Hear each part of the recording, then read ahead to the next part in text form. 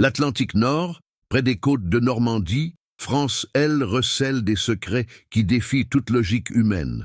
En 2018, une flotte de sous-marins de recherche a mystérieusement disparu lors d'une expédition de routine. La communauté scientifique était perplexe, mais les premières recherches n'ont rien donné. Aucune trace d'épave, aucun enregistrement sonore, juste un silence absolu. Le protagoniste, Marc Delacroix, ancien officier de la marine française et plongeur sauveteur expérimenté, il est rappelé 4 ans plus tard lorsqu'un séisme sous-marin inattendu rouvre des zones auparavant inaccessibles. Animé par le souvenir de ses collègues disparus et un désir de réponse, il se prépare à affronter l'abîme avec un mélange de courage et d'appréhension. Dans le même temps, un antagoniste discret émerge de l'ombre. Isabelle Caron-Marc, océanographe de renom, est cependant obsédée par la gloire scientifique, ce qui la pousse à prendre des décisions risquées. Son ambition est de capturer le premier témoignage visuel d'une trace intacte de la disparition, même si cela met l'équipe en danger. La tension entre Marc et Isabelle crée le premier conflit latent. Éthique contre ambition, prudence contre précipitation. Les premières plongées révèlent des détails inquiétants. Courants sous-marins modifiés, échos acoustiques étranges et petites structures métalliques qui ne correspondent pas à la carte de la région. Ces signes laissent présager un événement extraordinaire à bord des sous-marins, un phénomène que la science conventionnelle ne peut encore expliquer. Marc consigne chaque détail avec une précision chirurgicale, tandis qu'Isabelle tente de faire pression sur l'équipe pour qu'elle plonge plus profondément et plus vite, au mépris des consignes de sécurité. Le récit évite les longs dialogues explicatifs. Ce sont les actions qui parlent. Marc ajuste son équipement et examine le sonar, les mains tremblantes au contact de débris rongés par le temps. Isabelle analyse des cartes bathymétriques, les yeux brillants d'une excitation presque obsessionnelle. Chaque mouvement est chargé de tension, créant un suspense haletant sans avoir recours à de longs monologues intérieurs. En explorant un couloir sous-marin, un événement inattendu se produit. Une lumière mystérieuse se reflète sur les parois métalliques de la coque, suggérant qu'une partie de la flotte a pu être préservée presque intacte. Ce mystère soulève aussitôt des questions. Comment ont-ils pu survivre 4 ans sous la pression extrême de l'océan? Pourquoi seuls quelques fragments sont-ils visibles? Le suspense monte crescendo, tandis que le lecteur suit les actions et les réactions des personnages. Marc remarque des signes de vie microbienne autour des débris, tandis qu'Isabelle s'attache à tout documenter. La tension entre prudence et ambition continue d'alimenter le récit, laissant le lecteur impatient de découvrir la suite. De petits détails du milieu sous-marin, courants, débris flottants, matériel abandonné, ajoutent une touche de réalisme, soulignant que l'océan est à la fois un allié et une menace. Le conflit central se dessine déjà. Marc veut des réponses, sans mettre des vies en danger. Isabelle veut la gloire à tout prix.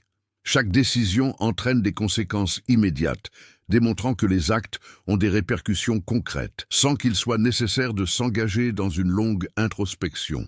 Et, au milieu de tout cela, le mystère de la disparition demeure, telle une ombre persistante qui défie toute explication simple. Sur la côte de Normandie caractérisée par d'imposantes falaises et des criques secrètes, la mer devient un personnage silencieux du récit. Les eaux froides de l'Atlantique reflètent des nuances de gris et de vert, et le mouvement incessant des courants crée de dangereux couloirs sous-marins. Chaque plongée est un exercice d'équilibriste entre technique et instinct, et l'environnement influence directement les décisions de l'équipe. Où plonger, comment positionner les capteurs et même quand il faut se retirer pour garantir la sécurité. Marc Delacroix est plus qu'un simple plongeur. Il porte en lui 4 années de frustration, le souvenir de ses collègues disparus et un profond sens des responsabilités. Son passé militaire a forgé sa discipline, mais lui a aussi laissé des traumatismes silencieux. La peur d'échouer à nouveau se mêle à la détermination de découvrir la vérité. Il observe Isabelle avec prudence, conscient que son obsession pourrait mettre tout le monde en danger, mais sachant aussi que sans son audace, les traces pourraient ne jamais être retrouvées. Isabelle Caron est un personnage complexe, brillante dans son domaine, mais animée par l'ambition et un besoin de reconnaissance. Chacune de ses découvertes est consignée avec une précision scientifique, mais la frontière entre curiosité et obsession est floue. Sa relation avec Marc est tendue. Elle respecte son expérience, mais son désir d'être une pionnière la pousse à le confronter constamment. Cette dynamique crée une tension narrative naturelle, sans nécessité de dialogues explicatifs. Les personnages secondaires prennent également forme. Henri Leclerc, ingénieur spécialisé dans les équipements sous-marins, est pragmatique et sceptique, ce qui contraste avec l'impulsivité d'Isabelle. Sophie Martellune, biologiste marine, observe la vie sous-marine et apporte des éclairages essentiels sur l'état des vestiges, démontrant que toutes les décisions ne sont pas motivées par l'ego ou la peur. Certaines relèvent de la science pure. Ces personnages enrichissent l'univers et complexifient le conflit sans détourner l'attention de l'intrigue principale. Le contexte historique et culturel de la France ajoute de la profondeur. La région de Normandie, outre ses plages du débarquement, l'île est riche en légendes maritimes et en récits de disparition. De petits détails, cartes anciennes, archives de naufrages, documents d'expéditions passées s'intègrent naturellement à l'histoire, influençant les décisions et les interactions de l'équipe. Isabelle consulte les archives historiques, tandis que Marc analyse les récentes formations géologiques, révélant ainsi l'imbrication du passé et du présent dans la recherche de traces. L'environnement contribue également au suspense. Grottes sous-marines étroites, épaves menaçant de s'effondrer et courants imprévisibles créent une pression constante. Chaque plongée est minutieusement planifiée, mais les conditions naturelles contraignent souvent à l'improvisation, révélant des traits de personnalité et renforçant la tension. Marc fait preuve de calme sous pression. Isabelle, malgré son intelligence, se montre vulnérable face aux risques inattendus.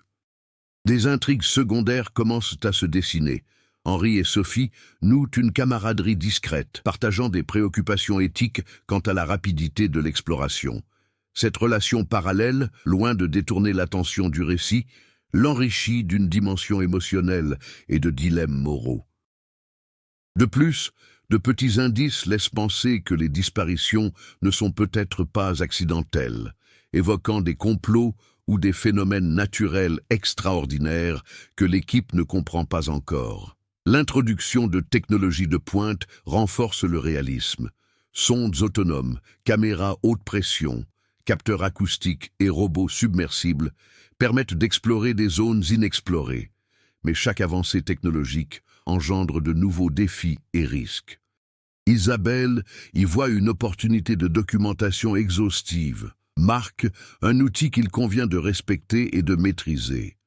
Mêlant décors, personnages, culture et technologie, cette section construit un univers immersif où chaque action et chaque décision ont un sens. La tension entre ambition, prudence et curiosité continue de guider le récit, préparant le terrain pour le développement du conflit principal. L'équipe étant déjà plongée dans les profondeurs de l'Atlantique, la disparition des sous-marins en 2018 cesse d'être un mystère lointain et commence à peser sur les décisions et les émotions de chacun. Marc Delacroix ressent le poids de chaque décision. Une erreur pourrait entraîner non seulement la perte de preuves, mais aussi des vies humaines. Isabelle, quant à elle, pousse l'équipe à plonger plus profondément, ignorant les signes d'instabilité des structures immergées, de plus en plus obsédée par la possibilité d'un enregistrement viral, d'une découverte sans précédent. Les premiers obstacles surgissent rapidement. Des courants sous-marins plus forts que prévu arrachent des capteurs et endommagent l'équipement. Une des caméras à haute pression est brisée par des débris flottants, et Marc est contraint d'intervenir en urgence, au péril de sa vie dans d'étroits couloirs où le moindre mouvement pourrait provoquer un effondrement. Ces situations exacerbent la tension, soulignant la gravité de la mission et la vulnérabilité humaine face à cet environnement hostile. Entre-temps, des signes énigmatiques commencent à apparaître, des signaux acoustiques inhabituels, des traces de métal luisant et des structures absentes des cartes. Sophie Martel identifie des indices d'une possible conservation partielle des sous-marins. Mais le phénomène défie toute explication scientifique. Henri Leclerc appelle à la prudence. Mais Isabelle refuse de céder, arguant qu'il ne faut pas laisser passer cette occasion unique. Ce conflit de priorités engendre une tension constante, enrichissant le récit sans recourir à de longs dialogues explicatifs. Marc réalise que l'obsession d'Isabelle commence à mettre toute l'équipe en danger.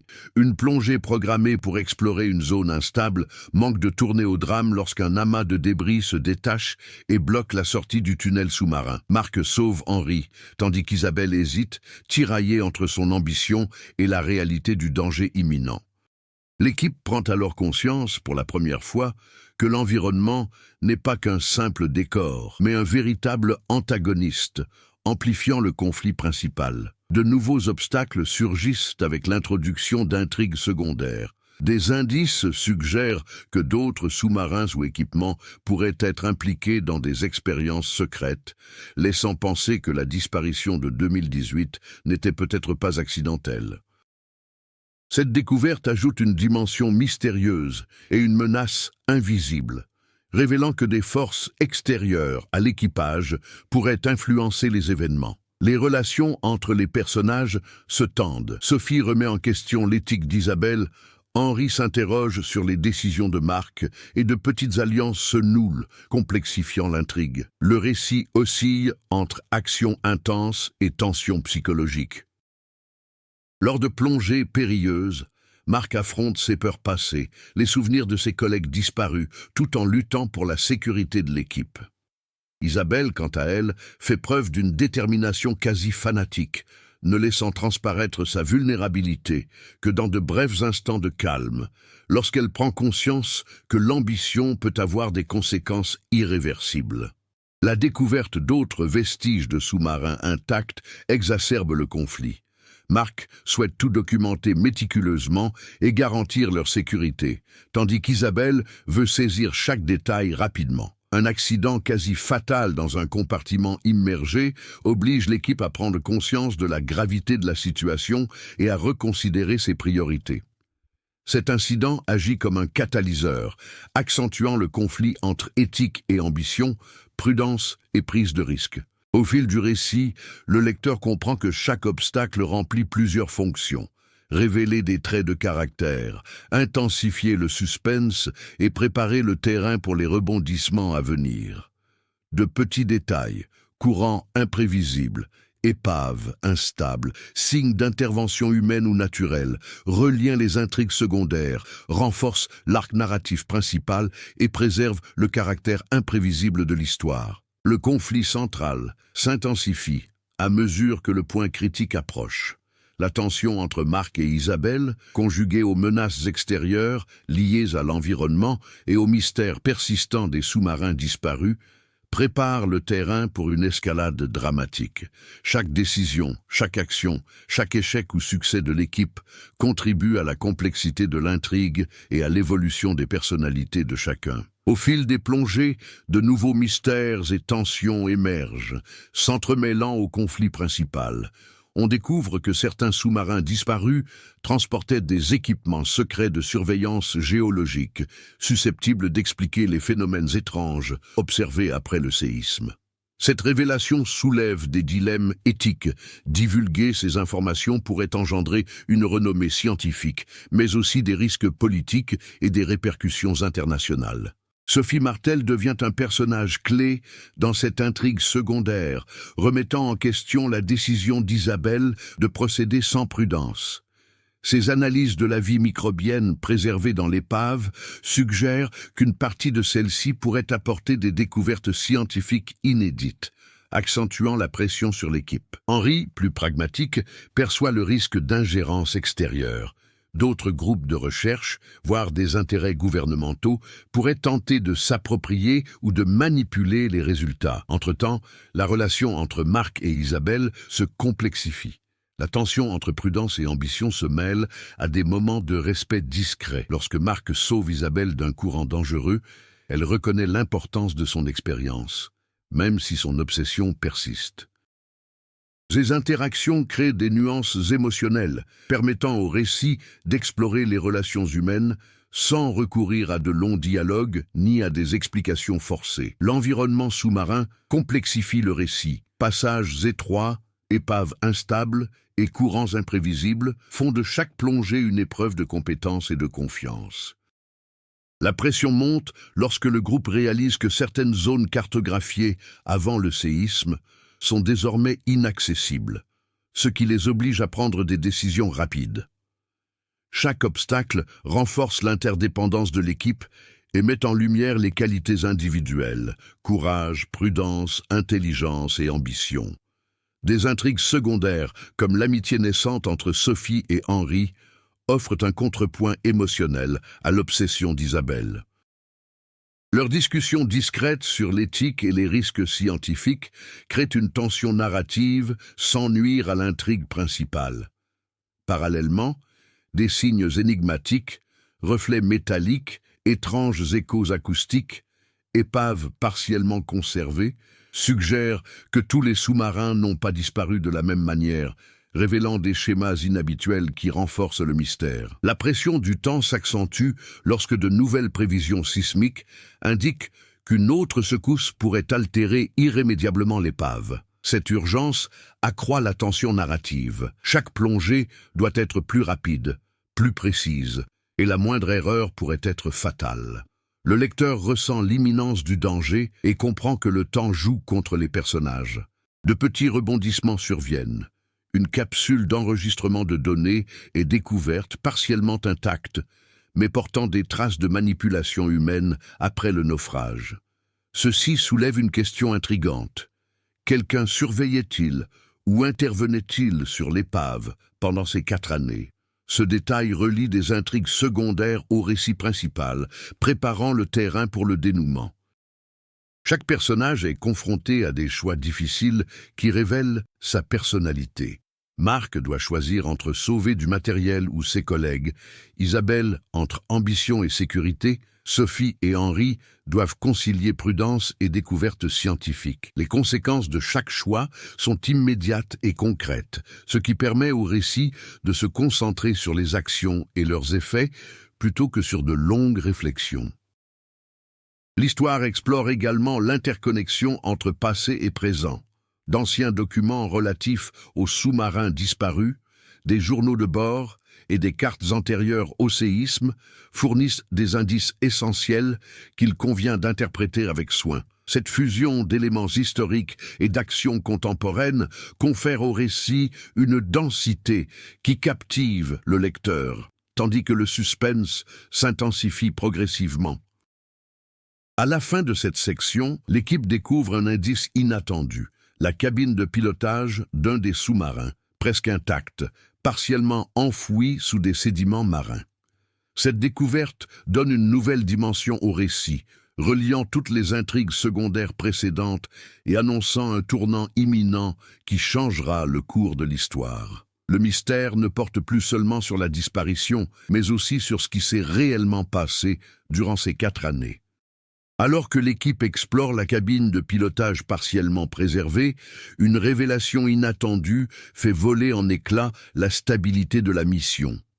Parmi les instruments et les archives, Marc découvre des signes évidents que ce n'est pas seulement la pression de l'océan qui a permis la conservation des sous-marins, mais une intervention délibérée d'une technologie avancée inconnue.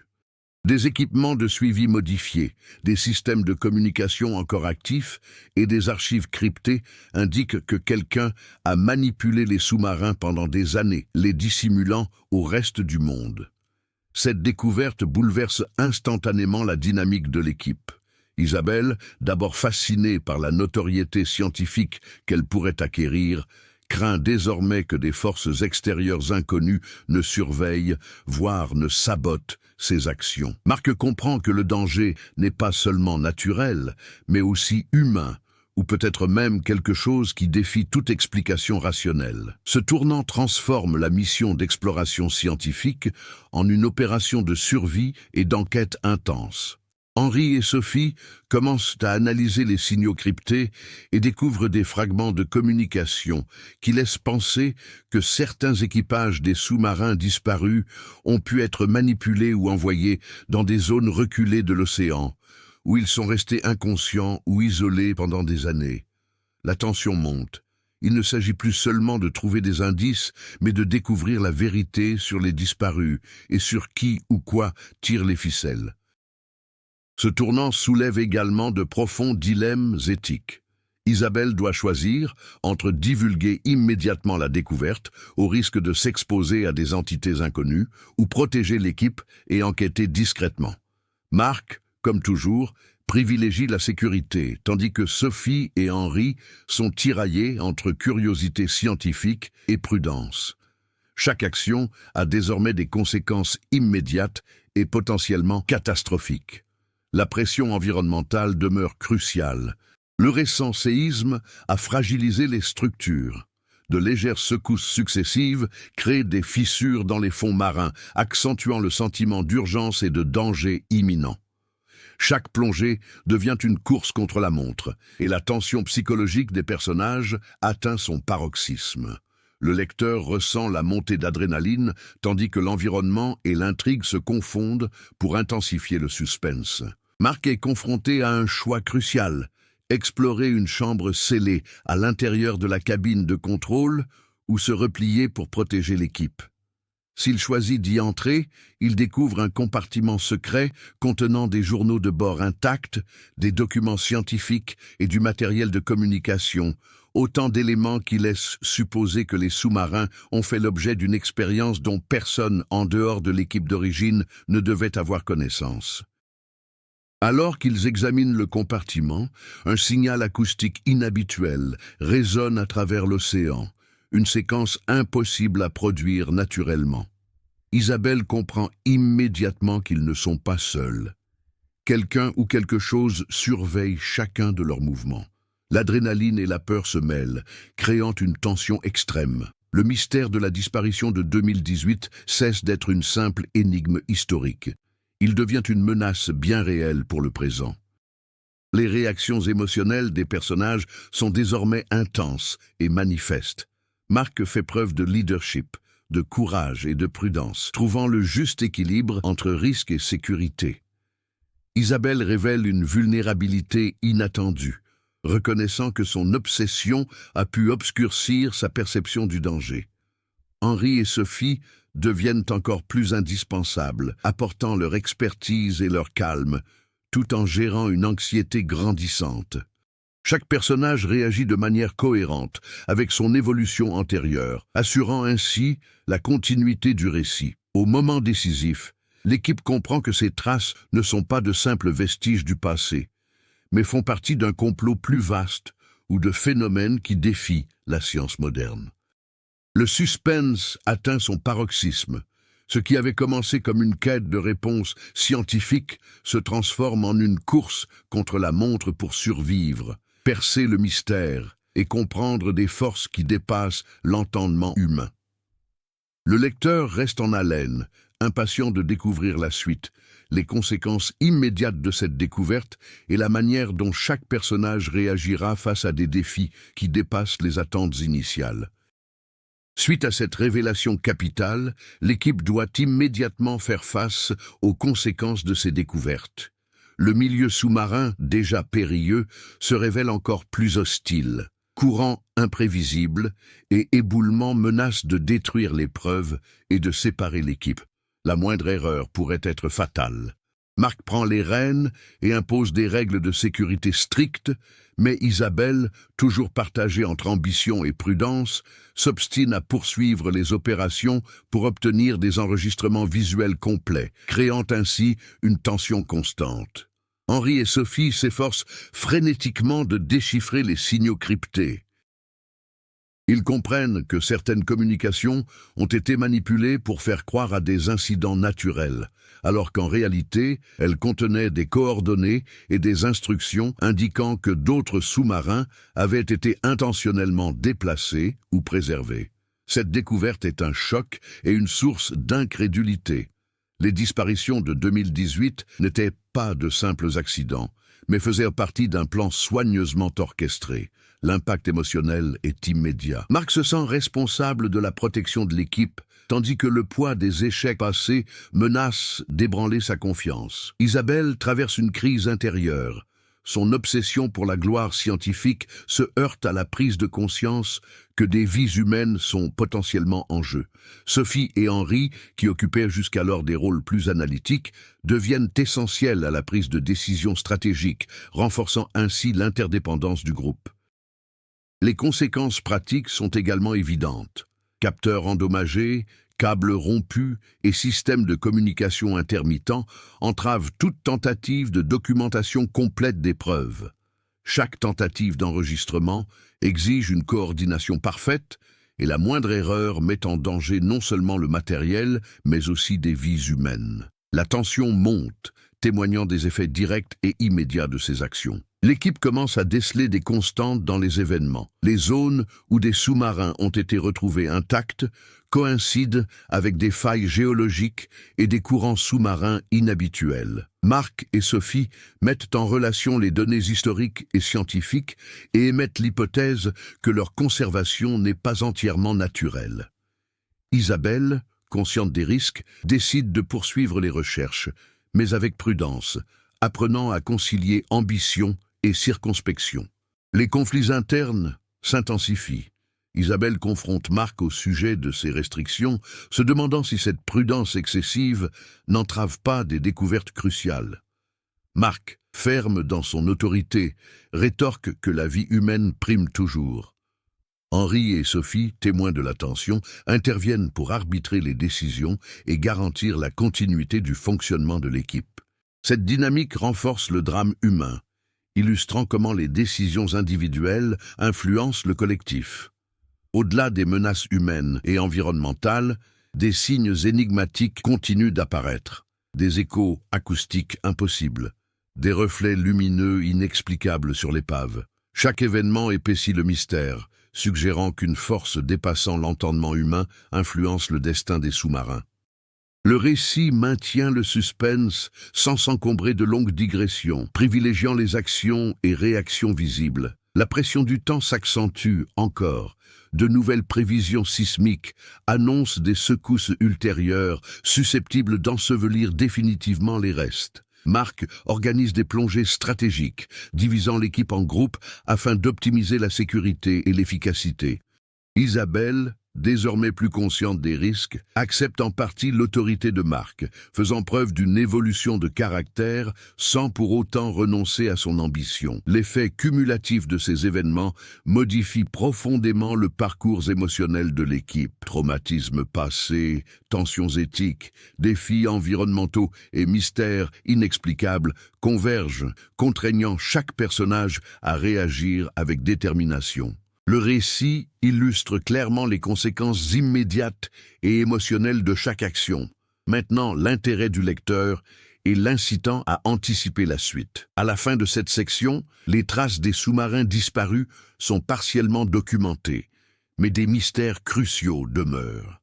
L'équipe comprend que la vérité complète ne sera pas chose aisée et que le prochain défi exigera une coopération, un courage et une créativité sans faille. Ce moment marque le début d'une phase de dépassement et de développement, où chaque personnage sera mis à l'épreuve de manière inédite et profonde. Suite aux événements récents, l'équipe prend conscience que la simple exploration ne suffit plus. Chaque membre est confronté à des défis qui exigent une évolution personnelle et professionnelle. Marc Delacroix, auparavant attaché à la discipline et à la sécurité, apprend à faire davantage confiance à l'intuition de ses collègues, comme Isabelle, Sophie et Henri, reconnaissant que le leadership implique aussi de déléguer et d'accepter des risques calculés. Cette évolution progressive témoigne d'une croissance qui ne repose pas sur de longs monologues introspectifs, mais se manifeste par leurs actions et leurs décisions stratégiques.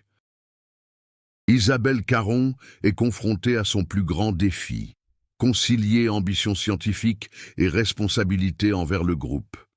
Une expérience récente l'amène à réfléchir aux conséquences de ses décisions, transformant son obsession en une concentration productive.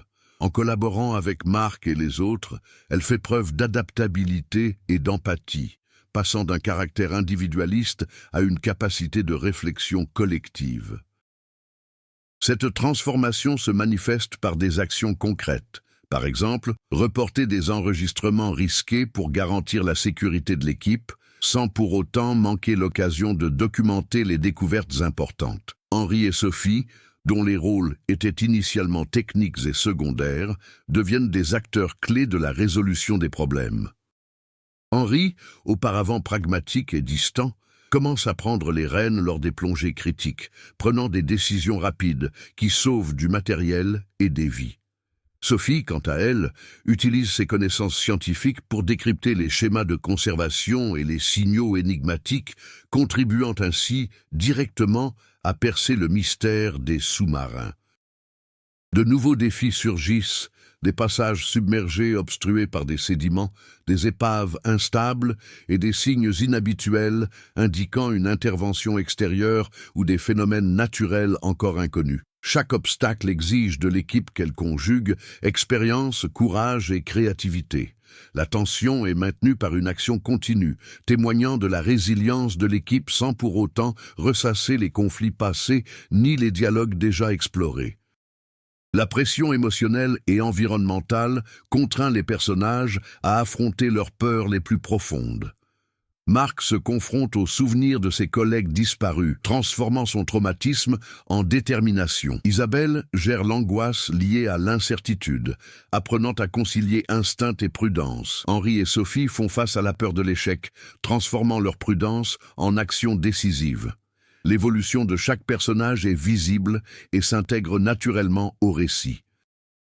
Parallèlement, de petites victoires confortent les progrès accomplis. Une partie de l'épave est stabilisée, des journaux de bord sont partiellement récupérés et des signaux énigmatiques commencent à révéler des schémas clairs. Ces avancées redonnent confiance à l'équipe et prouvent que malgré l'adversité, le progrès est possible. Chaque succès s'accompagne de tensions et de risques, maintenant ainsi le rythme du récit.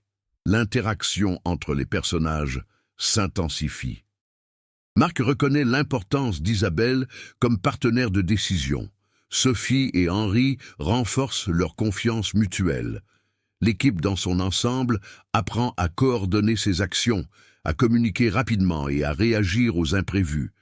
Ces relations se manifestent par des actions concrètes, évitant les explications et les dialogues superflus, et enrichissant ainsi l'intrigue d'une dimension émotionnelle. Parallèlement, le mystère demeure. Toutes les traces des sous-marins disparus n'ont pas été retrouvées et des signes inhabituels laissent présager l'implication d'un enjeu plus important. Cette tension persistante entretient le suspense et prépare le terrain pour la phase suivante du récit, la montée vers le dénouement où les décisions et les compétences acquises seront mises à rude épreuve. Marc, Isabelle, Henri et Sophie atteignent un point d'équilibre. Expérience, courage, intelligence et collaboration convergent. La croissance est non seulement individuelle mais aussi collective, renforçant l'équipe pour relever des défis plus importants. Chaque personnage est désormais plus conscient de ses limites, de ses peurs et de ses capacités, et préparé à faire face à l'imprévu. À la fin de cette section, l'équipe est prête pour les événements décisifs à venir. Le dépassement des obstacles et la croissance personnelle et collective prépare le récit à la montée en tension qui mènera au point culminant, maintenant un rythme soutenu, du suspense et de l'imprévisibilité sans revenir sur des conflits déjà résolus. Avec une équipe plus forte et plus confiante, les événements s'accélèrent. Les signes énigmatiques qui semblaient auparavant aléatoires révèlent désormais des schémas clairs. Certaines zones des fonds marins concentrent des débris de sous-marins et du matériel préservé, laissant supposer que l'ampleur réelle de la disparition de 2018 est plus importante qu'il ne l'imaginait. Chaque plongée est planifiée avec minutie, mais l'imprévisibilité du milieu exige des décisions instantanées, ce qui accroît la tension. Marc dirige l'équipe avec précision, en équilibrant risque et stratégie. Il décide de la diviser en groupes pour couvrir différents domaines, tout en maintenant une communication continue par signaux acoustiques. Isabelle, désormais plus prudente et collaborative, suit l'avancement des travaux et propose des ajustements tactiques pour optimiser les chances de succès. Henri et Sophie coordonnent les instruments et les analyses scientifiques, veillant à ce que chaque trace soit scrupuleusement documentée. La pression du temps s'intensifie. Les géologues prévoient de nouvelles secousses sismiques susceptibles d'ensevelir définitivement des vestiges cruciaux. Face à l'urgence, l'équipe est contrainte d'effectuer des plongées périlleuses, naviguant avec rapidité entre courants instables et débris. Chaque décision est lourde de conséquences, illustrant l'influence directe de l'environnement sur le récit et les choix des personnages. Les intrigues secondaires se résolvent progressivement. Sophie et Henri finalisent des analyses qui éclaircissent une partie du mystère entourant la préservation des sous-marins, tandis que de légères tensions entre Marc et Isabelle se muent en coopération stratégique. L'évolution émotionnelle et professionnelle de chaque personnage transparaît dans ses actions, sans qu'il soit nécessaire de recourir à des dialogues ou des réflexions superflues. Alors qu'ils explorent la zone la plus profonde et la plus instable, des signes inhabituels d'interférences extérieures s'intensifient. Une série d'échos acoustiques réguliers et des reflets lumineux sur les débris révèlent que quelque chose ou quelqu'un surveille l'équipe. Le suspense est à son comble. Désormais, en plus de devoir composer avec un environnement hostile, ils doivent faire face à une force inconnue capable de bouleverser le cours de leurs actions. Marc propose de se concentrer sur les zones clés où les traces sont les mieux conservées, en utilisant des capteurs et des robots submersibles pour cartographier le terrain avant toute plongée humaine. Isabelle suggère une approche parallèle, enregistrer un maximum de preuves visuelles avant que l'environnement ne change. Ce compromis entre prudence et ambition rythme le dénouement, assurant une tension constante et une imprévisibilité narrative. De petits incidents accentuent la pression. Des effondrements partiels d'épaves obligent l'équipe à réagir rapidement. Des signes de vie microbienne indiquent une préservation partielle et des risques biologiques. Une visibilité réduite met à l'épreuve les compétences de navigation et de coordination. Chaque défi renforce la capacité à surmonter l'adversité démontrée dans la section précédente, témoignant d'une progression par l'action. De plus, les indices historiques retrouvés, journaux de bord, cartes anciennes et carnets intimes, apportent des informations cruciales sur les schémas de disparition et les emplacements probables des sous-marins encore inconnus. Ces découvertes relient les éléments culturels et historiques du contexte français à l'action contemporaine, renforçant ainsi l'immersion du lecteur dans l'intrigue. Alors que l'équipe approche de la zone centrale où se trouvent les indices les plus importants, la tension atteint son paroxysme avant le dénouement. Chaque mouvement est crucial. Chaque décision peut faire basculer le sort de l'équipe. La préparation à ce moment décisif est à la fois logistique et émotionnelle. Les personnages sont confrontés à la peur, à l'angoisse et à la responsabilité collective, prêts à mettre à l'épreuve toutes les compétences acquises au fil de l'histoire. Le lecteur perçoit la tension croissante, la complexité des décisions et le risque imminent. Le récit privilégie l'action, l'imprévisibilité et l'évolution des personnages, évitant toute répétition d'événements ou de dialogues antérieurs. Tous les éléments, environnementaux, humains et mystérieux, convergent pour créer un terreau fertile pour le dénouement, le rendant inévitable et poignant. L'équipe arrive dans la chambre centrale où se trouvent les vestiges les plus importants des sous-marins disparus. L'espace est exigu et instable, avec des courants imprévisibles et des débris en suspension qui menacent de s'effondrer à tout moment. La tension monte chez chaque plongeur. Le mélange de risques physiques, de mystères et d'attentes scientifiques rend l'atmosphère électrisante. Marc ouvre la marche dans la chambre, guidant Henri et Sophie par des signaux précis. Isabelle, malgré sa peur, le suit de près, enregistrant chaque détail visuel avec des caméras haute pression. Soudain, des débris tombent près de l'entrée, bloquant partiellement la sortie. L'équipe doit réagir vite. Marc improvise une manœuvre pour dégager le passage, faisant preuve de l'expérience et du courage acquis au cours de cette expédition. À l'intérieur de la chambre, ils font une découverte inattendue. Une flotte entière de sous-marins, apparemment intacts, préservés en position stratégique, protégés par une technologie inconnue qui a neutralisé les signes naturels de dégradation. Chaque instrument, chaque panneau de commande et même les journaux de bord sont conservés, révélant des détails de la mission initiale insoupçonnés. Alors qu'ils documentent leur découverte, des signaux acoustiques inhabituels s'intensifient. Quelqu'un ou quelque chose les surveille. Henri repère des schémas dans les échos, suggérant que l'intervention n'est pas seulement technologique, mais possiblement contrôlée par une intelligence humaine ou inconnue. La tension est à son comble. L'équipe doit décider rapidement comment tout documenter sans se mettre en danger. Marc propose de scinder l'équipe. Isabelle et lui récupéreront les enregistrements critiques, tandis que Sophie et Henri surveilleront et analyseront les signaux, élaborant une stratégie coordonnée d'une précision extrême. Chaque mouvement est calculé, mais l'environnement reste imprévisible.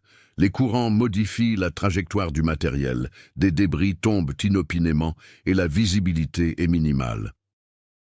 Au moment crucial, un rebondissement survient. Des documents révèlent que certains membres d'équipage disparus auraient pu être maintenus en vie ou isolés pendant 4 ans grâce à une technologie inconnue. Cette information bouleverse la mission. Il ne s'agit plus seulement de documentation scientifique, mais aussi d'une course contre la montre pour comprendre ce qui est arrivé à ces personnes. La tension émotionnelle monte d'un cran, car les personnages doivent désormais faire face non seulement à des dangers physiques, mais aussi à la responsabilité morale de sauver des vies et de découvrir la vérité. Marc, guidant l'équipe avec calme, parvient à accéder à l'un des sous-marins préservés. Isabelle, faisant preuve de maturité, adopte une approche prudente, conciliant ambition scientifique et empathie. Sophie et Henri coordonnent la récupération des données tout en surveillant les signaux acoustiques susceptibles d'indiquer des interférences extérieures. La combinaison de leurs compétences et de leurs décisions stratégiques garantit que chaque action est décisive et pleine de suspense. Une secousse soudaine menace de faire s'effondrer la chambre. L'équipe doit réagir en quelques secondes. Marc garde son sang-froid, réorganise le déblaiement des débris et Isabelle aide à guider le matériel de sécurité essentiel. Le lecteur ressent chaque seconde de tension, comprenant que le dénouement n'est pas seulement une question de découverte, mais de survie et de triomphe final. Finalement, l'équipe parvient à récupérer l'intégralité des archives, à documenter la flotte préservée et à établir une communication partielle avec d'éventuels survivants. Le dénouement est plausible, surprenant et fait le tour du web. Non seulement les sous-marins sont retrouvés intacts, mais ils découvrent également des preuves de manipulation sophistiquée que personne n'avait anticipées, offrant ainsi une conclusion percutante et cohérente à toute cette aventure. Le point culminant résout le conflit central. La mission visant à découvrir le sort des sous-marins disparus est accomplie. L'équilibre entre ambition et prudence est rétabli, et chaque personnage fait preuve d'une évolution notable. Marc affirme son leadership. Isabelle concilie ambition et responsabilité, et Henri et Sophie consolident leurs rôles essentiels. Le récit conclut la montée en puissance dramatique de façon intense, palpitante et cohérente. Après ce moment crucial, l'équipe sort de la chambre centrale, partagée entre épuisement, soulagement et fascination. Les traces des sous-marins disparus sont enfin documentées et les preuves d'intervention technologique, voire humaine, ont été intégralement consignées. Chaque membre ressent l'impact émotionnel de la mission, La peur, la tension et la pression ont fait place à la satisfaction du devoir accompli et à la compréhension de ce qui est réellement arrivé à la flotte de 2018. Marc Delacroix, qui avait entamé l'expédition avec des traumatismes passés, ressent une transformation profonde. Cette expérience l'oblige à accepter que le leadership ne se résume pas à prendre des décisions rigides, mais implique aussi de faire confiance à son équipe et de réagir aux imprévus. Il observe Isabelle organiser des documents essentiels et comprend que la collaboration et la responsabilité partagée ont été les clés du succès de la mission. Isabelle Caron, dont l'ambition a failli mettre l'équipe en péril, fait preuve d'une grande maturité. Son sens de l'équilibre entre audace et prudence a permis de mener à bien la mission sans perte, et elle comprend désormais que la véritable renommée ne se forge pas uniquement par les découvertes scientifiques, mais aussi par l'éthique et la prudence dont elle fait preuve dans l'exécution de toute opération risquée. Le respect mutuel entre Marc et Isabelle se consolide, témoignant d'une évolution cohérente avec les événements précédents. Henri et Sophie consolident leurs rôles respectifs. Henri, d'abord pragmatique et distant, endosse désormais le rôle de stratège et de gestionnaire de crise, coordonnant les ressources et assurant la sécurité dans des situations extrêmes. Sophie, dont le rôle scientifique était initialement analytique, fait preuve d'un leadership intellectuel aiguisé, interprétant des données complexes et établissant des liens qui éclairent le mystère des disparitions.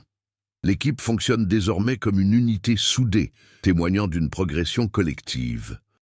Les conséquences pratiques de la mission sont également évidentes.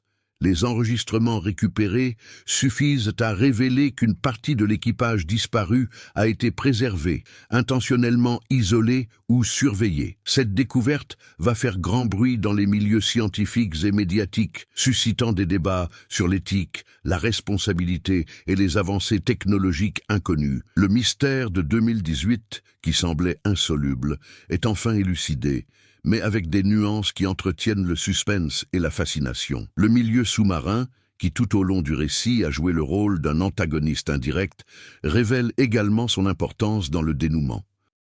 Les courants, l'épave instable et les grottes cachées ont non seulement mis l'équipe à l'épreuve, mais ont aussi permis de préserver une partie de la flotte, ne laissant la vérité éclater qu'après les efforts coordonnés et précis de l'équipe. La nature démontre ainsi que, même imprévisible, elle peut être comprise et respectée lorsque l'habileté, le courage et l'intelligence s'unissent. Sur le plan narratif, toutes les intrigues secondaires trouvent leur résolution. L'équilibre entre ambition et prudence est rétabli, les relations humaines évoluent et les mystères technologiques et naturels sont élucidés. L'histoire conserve sa cohérence thématique. Disparition, exploration, éthique scientifique et dépassement de soi, sans répéter les dialogues, ni les événements déjà abordés. Le sentiment général qui se dégage de la lecture est un mélange de soulagement et de fascination. Le lecteur saisit toute la portée de l'exploit de l'équipe. Non seulement elle a résolu une énigme ancestrale, mais elle a aussi surmonté avec brio des défis physiques, émotionnels et éthiques.